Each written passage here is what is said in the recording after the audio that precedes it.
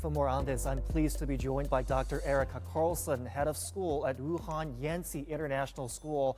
Dr. Carlson, welcome to the program. I'm curious about what you think because I have very mixed feelings about this. I see the necessity on the one hand, but I also have a feeling that it's next to impossible to keep today's kids entirely away from cell phones and smartphones. Your thoughts? Well, certainly. And availability of smartphones today is what perhaps makes this issue so important to address. And we don't want phones to distract from learning if students are playing games or checking social media or messaging their parents, friends throughout the day. So it makes sense that teachers would want to protect that time or even give parents more opportunities to engage with their students, go outside, have time to read together. And there's a lot of studies that talk about how phones or just technology in general, if used poorly, can certainly hinder students' academic progress. But still, with that said, there's an important role that schools have to play just as we recognize the importance of technology in our world today as we look at career paths or what it looks like to be responsible citizens. So in terms of what schools are looking at, when we talk about access, it is important to find a balance and to consider what is the role of the teacher to help students understand how to be responsible users of technology, to work with parents on how to limit their online access so that students who are maybe young and immature don't have complete access to the internet, but also they have the supports that they need to learn the skills in order to become adults who can navigate through their careers or through just use of technology and phones in society.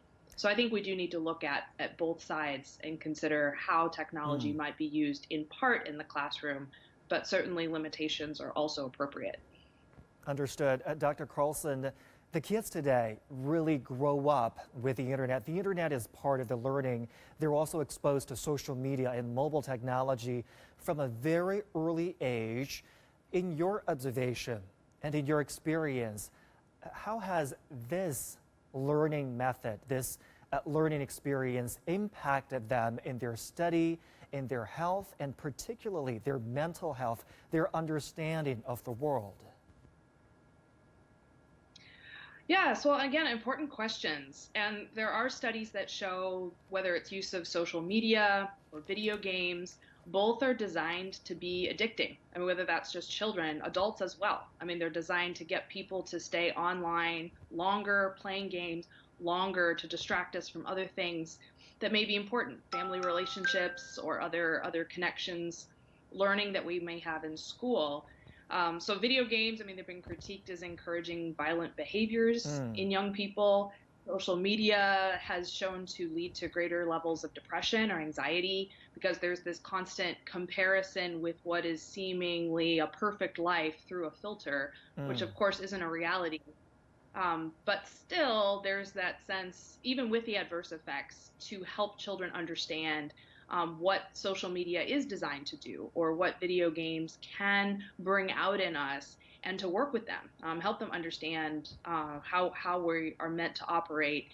So instead of just simply a straight ban of tools from school, I would promote that we still need to teach students how to be thoughtful, how to engage with technology within a certain responsible space. So certain limitations, but maybe not complete limitations. A more complex world. All the more reason that parents and teachers should join hands in better navigating our children. Dr. Erika Carlson, appreciate your analysis. Thank you. And this is China 24. Coming up,